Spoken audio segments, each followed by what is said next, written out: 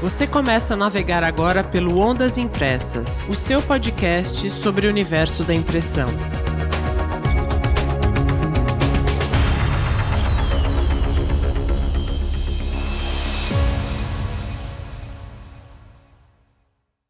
Olé, olé, militantes da impressão, aqui Tânia Galuzzi e comigo para mais um Café com Impressão, direto da Feira Flex and Labels 2026, Hamilton Costa. Oi, Tânia, olá pessoal. Você falou café com impressão, então queria chamar a atenção, quem nos forneceu o café por esses dias foi o Garagem do Café. Delicioso, que, por sua gente. vez, participou de um concurso de torra aqui na Fispal ao lado e foram medalha de prata. Olha só, maravilha. Parabéns, povo, parabéns, Andréa. É isso aí. Muito obrigada, gente. O café aqui está encantando o povo. Então vamos embora, gente, que a gente tem uma conversa ótima e a gente está recebendo agora o Tárcio Borgo, designer e analista de soluções sustentáveis do Casulo, que é o laboratório de design circular de embalagens da Braskem. Tudo bom, Tárcio? Tudo bem, Tânia. Olá, Milton, tudo bem? O café tá muito bom, realmente. Gostou, Aprovado. bacana. Prazer em ter aqui experimentando o café. Que bom, que maravilha. Bom, pessoal, a Braskem ela continua sendo a coluna vertebral do fornecimento de resinas no Brasil e na América Latina, né?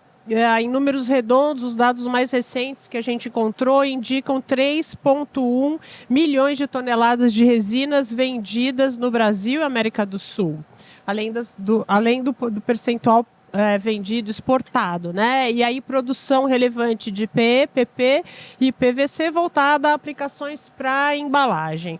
Quero começar, Tarso, te perguntando sobre o decreto, né? O decreto 12688, que estabeleceu as regras aí para a logística reversa das embalagens de plástico. Eu fico imaginando que esse decreto trouxe mais pressão ainda para o teu trabalho, que é justamente, né, a criação de embalagens aí mais sustentáveis.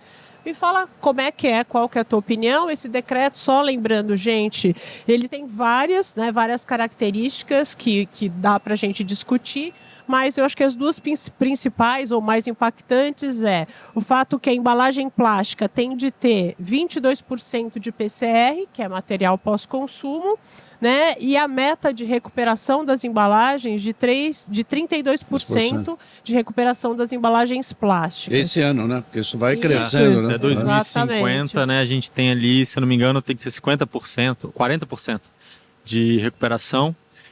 Primeiro, acho que é muito importante esse decreto, eu acho, para o país, né? Para a gente ter essa legislação a favor da reciclagem. Então, a gente entende que tem grandes desafios, mas também é importante que tenha esses desafios para a gente fazer essa transição para essa economia mais circular.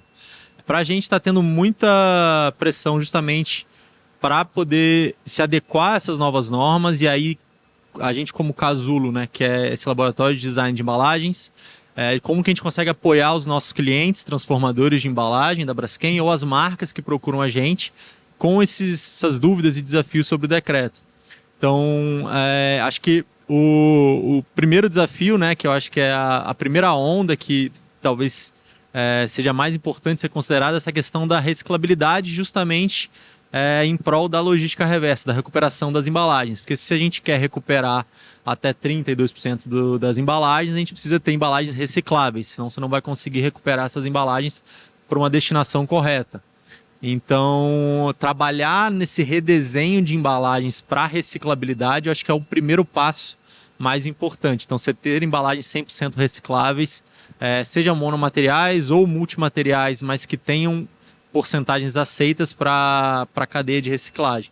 Então, acho que esse é o primeiro desafio que a gente enfrenta junto com as marcas, de tentar entender como que eu posso repensar a estrutura da minha embalagem para não atrapalhar o produto, porque no final das contas a embalagem está ali para isso, né? Ela tem que proteger o produto. Se você tiver desperdício, acaba sendo um impacto até maior, mas de forma que seja também viável de ser reciclada lá na frente. E aí depois entra esse segundo desafio, que eu acho que também é muito importante, que é a questão do conteúdo reciclado. Então a gente está falando aí de 22% de conteúdo reciclado, né? Nessa primeira onda, que é um avanço considerável quando a gente pensa em embalagens, porque tem alguns desafios técnicos de adaptar o uso de PCR, né, na produção, principalmente quando a gente fala de embalagens flexíveis, são embalagens mais sensíveis a essa mudança. Então a gente está ali sempre buscando adequar de acordo com o processo produtivo de cada marca. Então, para algumas que tem um processo um pouco menos intenso, ou que é uma linha de produção menos pressionada ali, menos demandada, dá para você conseguir absorver de forma mais fácil. Quando você vai para essas empresas que já tem lá uma linha mais com uma produção mais alta, você já vê que começa a enfrentar alguns desafios. Então é muito no caso a caso ali, mas o bom é que a gente tem um portfólio bem robusto de resinas recicladas na Braskem. Então a gente tem todo o portfólio Winil, que é a nossa marca ali de resinas recicladas, seja para PE ou para PP. Então a gente está conseguindo sempre achar uma solução para conseguir entregar o que a marca está buscando ali para a embalagem, mas sempre nesse processo colaborativo, que eu acho que é muito do que a gente traz lá no Casulo, né? Então como que a gente pode, se a gente está falando de sustentabilidade, né, como que a gente pode sentar junto ali para tentar resolver isso em conjunto, porque só a marca sozinha vai ter muita dificuldade, só o transformador também, só a Braskem também. Então, como que a gente junta todos esses elos e os designers também que participam desse processo, que é super importante para poder materializar essa solução e viabilizar ela, né? Doutora, explica para a gente qual é e como é o trabalho desenvolvido pelo Casulo. Eu te faço uma pergunta adicional. Ele é um ICT, ou caminha para ser um Instituto Científico e Tecnológico? Está formatado dessa forma ou não? Então, não está formatado para ser um ICT. A gente tem um centro de tecnologia da Braskem já que fica em Triunfo. Então, fica dentro da nossa planta. E aí sim tem um foco muito maior nessa parte técnica industrial. Então, se eu preciso extrusar um filme ou fazer uma injeção, um sopro de uma peça, são esses processos industriais, a gente consegue viabilizar isso tudo através do nosso centro de tecnologia. Tem a nossa ilha de reciclagem também, que é bem interessante lá, para testar essa viabilidade de materiais reciclados. No Casulo, qual é o nosso foco lá, né? A gente criou esse laboratório, fica na Vila Leopoldina, aqui em São Paulo, pertinho daqui, inclusive. Sim. E a gente com o objetivo justamente de trazer inteligência coletiva para o desenvolvimento de embalagens. Então, como que eu crio um espaço que eu consiga juntar a marca, o transformador, os designers, startups, estão com novas tecnologias nesse mesmo ambiente e que ele seja um ambiente que proporcione esse desenvolvimento ágil através de várias metodologias que a gente toca lá dentro. Então a gente tem lá a oficina de prototipagem, e aí é uma prototipagem muito mais focada na parte conceitual. Então eu preciso desenvolver um novo conceito de embalagem. Então alguma coisa que eu preciso primeiro fazer essa validação inicial do conceito com o consumidor, com a própria área interna da empresa, né? Então time de marketing, P&D, engenharia. E a gente usa toda essa infraestrutura, nossa metodologia também de desenvolvimento ajuda muito nisso, porque a gente começa todo o processo mapeando o impacto ambiental da embalagem através de análise de ciclo de vida. Então, com essa análise de ciclo de vida, a gente consegue metrificar a sustentabilidade de uma certa forma, então entender em que aspectos, em que pontos dentro do ciclo de vida de um produto, desde a extração da matéria-prima até o descarte dele, aonde são os principais pontos de atenção que a gente precisa estar focando no desenvolvimento para reduzir impacto ambiental. Então, se eu tenho uma embalagem, por exemplo, que é muito pesada, ela provavelmente vai ter um impacto maior em pegada de carbono, ou então na parte ali de extração de recursos fósseis. E isso a gente consegue endereçar no briefing do projeto. Então, a gente chama essa metodologia de Design for Environment, que consiste em começar mapeando o impacto ambiental, desenvolver o processo ali de design, e aí toda aquela parte de design thinking, metodologias ágeis, para depois recalcular esse impacto ambiental com as novas rotas desenvolvidas. E aí você pode comparar da onde a gente saiu para onde a gente foi. E aí que o Casulo entra, né? Então, justamente para tocar todo esse processo, conectar as pessoas certas para que isso consiga avançar. E aí é muito importante, né, a gente ter áreas multidisciplinares nesse processo. Então, quando a gente roda lá os nossos sprints, que são os nossos programas mais demandados lá do Casulo, a gente sempre pede que traga do time da marca, né? Alguém de marketing, alguém de P&D, alguém de engenharia, alguém do comercial, porque cada uma dessas áreas vai contribuir no processo ali de criação, e é bem legal porque é um processo super dinâmico e lúdico ali de chegar nessas novas rotas, e no final as empresas saem de lá com um protótipo de pelo menos 2 rotas de embalagens novas. Então, eu preciso redesenhar uma embalagem de refil para o meu hidratante, por exemplo. Como é que eu faço isso pensando na experiência do consumidor, pensando em viabilidade técnica, pensando em exposição de gôndola, em reciclabilidade, em absorver conteúdo reciclado.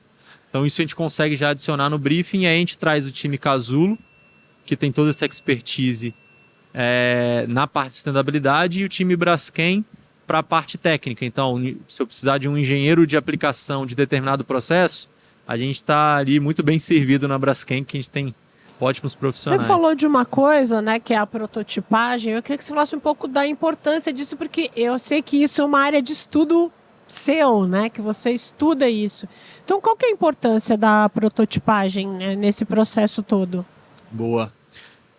Então, acho que a prototipagem é uma ferramenta fundamental quando a gente está falando em repensar essas embalagens para sustentabilidade, justamente porque ela proporciona que a gente consiga testar de forma rápida sem ter altos investimentos. Então, imagina que eu quero... E aí, quando a gente fala de embalagem, geralmente a gente está falando de investimentos muito altos, porque se eu vou fazer uma tampa nova, eu tenho que fazer um molde de injeção novo, isso custa centenas de milhares de reais, e isso pode acabar inviabilizando que o projeto siga adiante, e, consequentemente, que solucione ali alguns problemas de sustentabilidade que a gente acaba vivenciando no dia a dia. E com a prototipagem a gente consegue eliminar várias etapas dessas de alto investimento para poder conseguir testar na nossa, seja impressora 3D, seja a parte de flexíveis também, onde a gente consegue fazer através de impressão digital, que é uma ótima forma de viabilizar esse processo. Ou através de outros formatos também. A gente tem termoformagem, tem área de máquina de corte a laser, por exemplo, para fazer...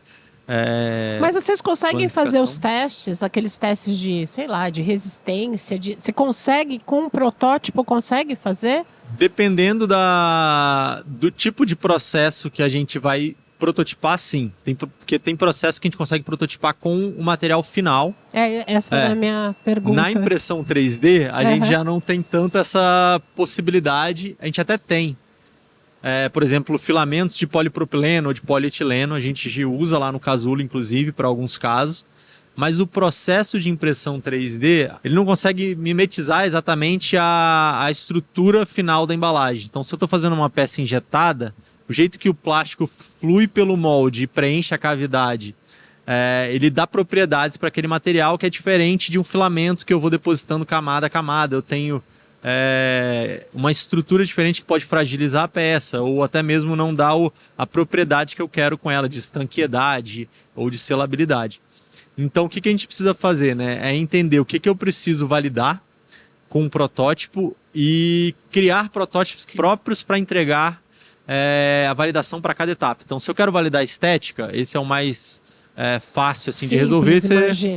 Você vai ter uma impressão de alta qualidade, de resina, por exemplo, que a gente usa SLA, que é de estereolitografia, que te entrega um acabamento superficial maravilhoso. Você pode escolher diversas cores ali para imprimir um frasco, por exemplo, e eu vou conseguir ter essa validação. Às vezes eu preciso validar uma funcionalidade mecânica ou alguma coisa que demanda algum estresse. Aí eu posso já pensar em imprimir com um filamento de algum material específico, que não vai ser o final, mas que se assemelhe ali à resistência que eu preciso de um polipropileno, por exemplo, ou um polietileno.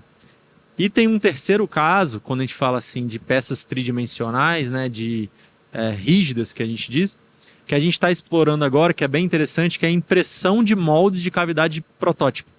Então, em vez de eu imprimir a peça direto, eu vou imprimir um molde nessas impressoras de resina, por exemplo, que tem resinas de alta temperatura hoje em dia já, a gente consegue imprimir essa cavidade, eu coloco ela num porta-molde e eu consigo ali tirar 50, 100 ou até mesmo 500 unidades daquela peça, e aí sim já é no material final. Entendi.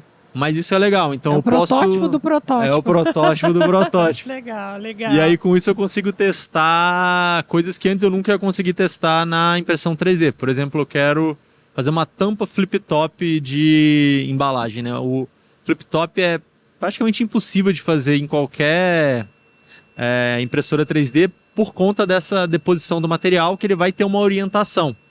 Quando eu abro e fecho, dá 2 ciclos, ela já quebra. Agora, na injeção, não. Você tem toda ali a forma como o material resfria dentro do molde, ajuda nesse processo.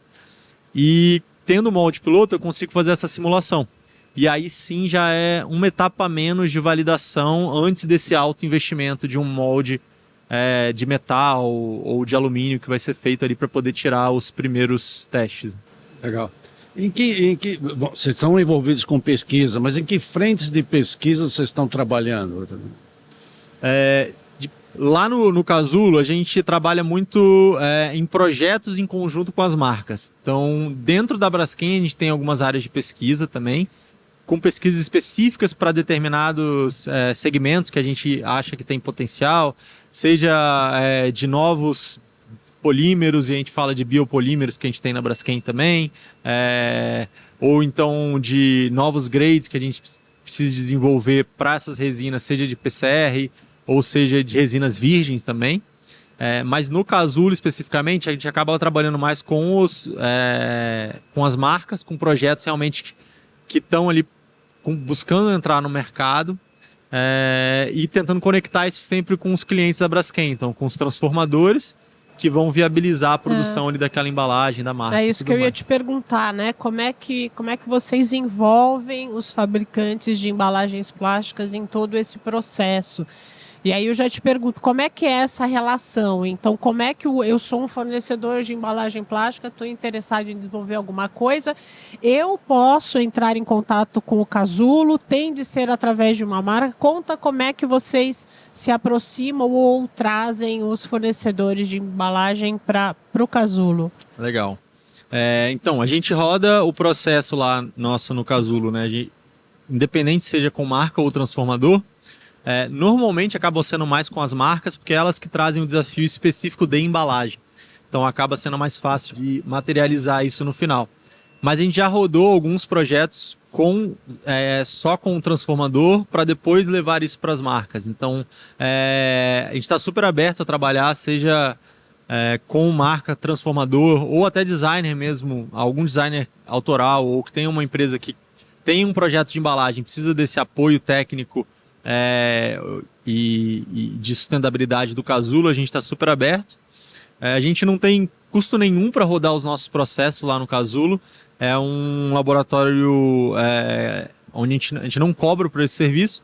A única forma é que a gente tenta sempre amarrar com a venda da nossa resina no final. Então, que normalmente é fácil, a gente atende aí uma alta gama, uma ampla variedade de fornecedores, né, de transformadores de embalagens plásticas no Brasil. Então, o que a gente faz geralmente é isso, é amarrar o uso da resina e todo o processo é sem custo. Então, a gente está aberto ali para os transformadores.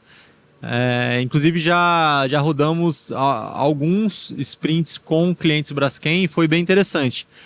Rodar só com eles, mas também de rodar com eles junto com as marcas. Então, tem sprints que a gente vai rodar, por exemplo, só a gente e a marca, ou então a marca e o transformador ou só o transformador. A forma que a gente escolhe isso depende justamente do case que vai ser desenvolvido. Então, se uma marca procura a gente, por exemplo, com um desafio que é muito amplo, que eles buscam um resultado que seja mais amplo, não querem ficar presos ao processo atual, a solução que já é feita hoje, o material atual, dificilmente a gente vai querer trazer o transformador nessa etapa inicial, porque o transformador vai querer enviesar para o processo que ele tem mais expertise. Então é legal ter essa liberdade com a marca de trabalhar com diversas possibilidades. Então, por exemplo, voltando no exemplo lá de um hidratante, um refil para hidratante, para creme hidratante. Se eu tenho liberdade para trabalhar desde uma embalagem flexível até rígida, a gama de possibilidades que saem desse desenvolvimento conjunto é muito maior do que se eu trazer já um transformador que pode querer enviesar ali para o processo que ele, por exemplo, de sopro, que é o que ele vai ser mais, que domina mais. Entendi. Mas também é legal, ao contrário, quando às vezes a marca entende que o desafio, eu tenho já um desafio mais fechado, eu sei que eu não vou poder mudar muito da água para o vinho ali, por exemplo. Então, às vezes é muito interessante trazer o transformador porque ele traz toda a bagagem técnica. Isso foi legal num sprint que a gente rodou até com a Danone, que eles trouxeram a Graham, que é o transformador do frasco deles, para apoiar no processo de desenvolvimento. Foi bem legal, que é um case que envolveu biomimética, que teve essa inspiração na natureza para tentar reduzir massa do frasco, que eles já tinham chegado ali num limite, e através da biomimética a gente conseguiu reduzir 8% do peso do frasco, e a Graham foi fundamental nesse processo, justamente porque eles tinham todo o conhecimento técnico da produção da embalagem, e eles apoiaram nessa etapa do sprint, dando os feedbacks ou orientações para a gente conseguir seguir num caminho mais assertivo. Deixa eu perguntar uma coisa que a gente tem ouvido não só de associações, de especialistas, etc., principalmente o incremento das regulamentações, especialmente na Europa e parte dos Estados Unidos. Que diz o seguinte: o pessoal está apertando tanto, seja questão de camadas, ou seja questão de utilização do plástico, etc., que está chegando em alguns casos de que essa eventual redução vai acabar trazendo um custo maior do que a manutenção da embalagem atual, seja por pegada de carbono, seja por modificação no processo de produção. Vocês já sentiram essa pressão ou ainda não aqui? Você diz uma pressão em... na redução, que as regulamentações começam a exigir mais, de maneira que você tem que repensar toda a embalagem, e que, na prática, essa redução vai trazer um efeito, na verdade, ao contrário. Ou seja, aparentemente, ela vai ter... a embalagem mais sustentável, só que o processo encarece mais. Esse eu acho que é um grande desafio que a gente vê, principalmente quando fala em implementação de soluções mais sustentáveis, né? Porque a gente sabe que o custo acaba sempre sendo o primeiro ali da régua, o primeiro elemento. Uhum. Dificilmente a gente tem algum projeto que custo não está lá como o top 1 prioridade, ainda mais no cenário atual que a gente está vivendo bem desafiador. Então é muito importante, acho que, ter esse olhar atento se realmente a solução sustentável vai ter um impacto muito grande na questão do custo. Porque senão vai acabar inviabilizando o projeto e às vezes até deixa de existir no futuro. Então, por isso que eu acho que é muito importante a gente ter um olhar mais sensível para isso, principalmente quando a gente está buscando essas soluções mais recicláveis. Por exemplo, a gente fala muito do monomaterial, por exemplo. Beleza, é uma solução que é a mais favorável sempre, mas às vezes ela inviabiliza de eu rodar uma solução, por exemplo, uma embalagem flexível, eu não vou conseguir rodar ela monomaterial numa linha de alta produtividade. Então eu começo a ter que olhar para outras possibilidades que também são recicláveis, não é tão bom quanto o monomaterial, que é o melhor cenário, obviamente, mas se eu misturar, por exemplo, poliolefinas, eu posso ter uma parte de polietileno e uma parte menor de polipropileno, que ainda assim são vamos dizer, da mesma família, vamos dizer assim, famílias parecidas, que um não contamina tanto o outro. Então, diferente de eu misturar o polietileno com o PET, que ali sim realmente eu tenho uma diferença muito grande que atrapalha a reciclabilidade. E aí, misturando já uma parte de polipropileno ali nessa estrutura de polietileno, às vezes eu consigo ter uma melhor maquinabilidade e eu consigo ganhar produtividade. Então eu não vou estar indo no melhor caminho possível, mas eu estou indo no melhor caminho, caminho viável para eu garantir que eu estou entregando uma solução mais sustentável. E aí depois, sempre tentando buscar aprimorar, obviamente, mas eu acho que é isso. Eu acho que as marcas têm que ficar muito atentas a como que eu busco uma solução que seja mais sustentável, mas que seja viável para isso ser implementado, para não ficar engavetado o projeto. Eu sou administrador de formação, não é uma antiga piada que dizia o seguinte: vamos começar a reunião, nós temos 5 itens, tá ok? Tá ok. Qual o primeiro item? Não temos dinheiro. Bom, então esquece os outros 4. Esquece os outros. Boa. Isso É por aí mesmo. É bem nisso. E o difícil, porque o consumidor também não quer pagar mais caro pela solução sustentável. Ainda mais, a gente vê muitas pesquisas falando que o consumidor quer soluções mais sustentáveis, está preocupado com sustentabilidade, mas quando você pergunta se ele topa pagar mais caro, principalmente cenário aqui do Brasil, quando você olha as pesquisas, ainda tem pouquíssimas pessoas que estão dispostas a pagar esse valor a mais. Valor. Perfeito. Bom, para fechar, que nosso tempo está aqui acabando, Tarcísio, eu queria saber das pesquisas da Braskem. Você já falou um pouco de monomaterial, mas e de materiais de base biológica? Como é que estão essas pesquisas, né? Fala um pouquinho desse tipo de material e se a Braskem está investindo nisso. Dentro de biopolímeros, a gente hoje já tem o biopolímero mais produzido no mundo, que é o polietileno de origem renovável, a base de etanol, que é feito da cana-de-açúcar, proveniente da cana-de-açúcar, que é o I'm Green, que é o nosso, a gente costuma chamar de pé verde. E a gente também está trabalhando na implementação do polipropileno verde. Então, hoje a gente tinha a limitação ali de ser apenas polietileno, então algumas aplicações obrigatoriamente você depende do polipropileno. E esse do polipropileno já está lá em desenvolvimento nos Estados Unidos, sendo a base de milho, em vez de ser a base de cana-de-açúcar. É muito importante sempre frisar que não é uma solução biodegradável. Então, quando a gente fala de biopolímeros, né, existe uma divisão ali muito importante, que você tem soluções que são... ele pode ser de origem renovável e biodegradável, de origem renovável e não biodegradável, ou de origem fóssil e biodegradável, que é o caso dos aditivos que já devem ter ouvido falar, que é oxo-biodegradáveis e tal, que tem essa grande dúvida se realmente está degradando ou se está só quebrando em microplásticos. Então esse é o grande receio de ir para soluções que usam aditivos. E aí você tem as soluções que são provenientes já de fonte renovável. Então a gente fala aí do I'm Green, que ele é de origem renovável da cana-de-açúcar, mas ele é uma solução não biodegradável, então ele tem boas propriedades de reciclabilidade, diferente de outros materiais, como, por exemplo, o PLA, o PBAT, que são de origem de fonte renovável, por exemplo, milho ou outras, ou amido, e eles não são tão bons para a cadeia de reciclagem, justamente porque eles já começam esse processo de biodegradação e isso acaba contaminando o processo ali na reciclagem. Então você pode escolher se você quer ir para uma solução mais reciclável ou para uma solução mais biodegradável. O desafio que a gente enxerga hoje para biodegradáveis no Brasil, até no mundo ainda, é que a gente não tem uma estrutura de compostagem estabelecida. Então, se a gente só tender a escolher soluções que às vezes acaba parecendo ser o caminho mais fácil, né? Eu vou, em vez de tentar tornar minha embalagem mais reciclável, reduzir ali o impacto dela de outras formas, eu vou só torná-la biodegradável, que aí é só no final descartar da forma correta que ela vai ser compostado. Mas infelizmente você não tem onde.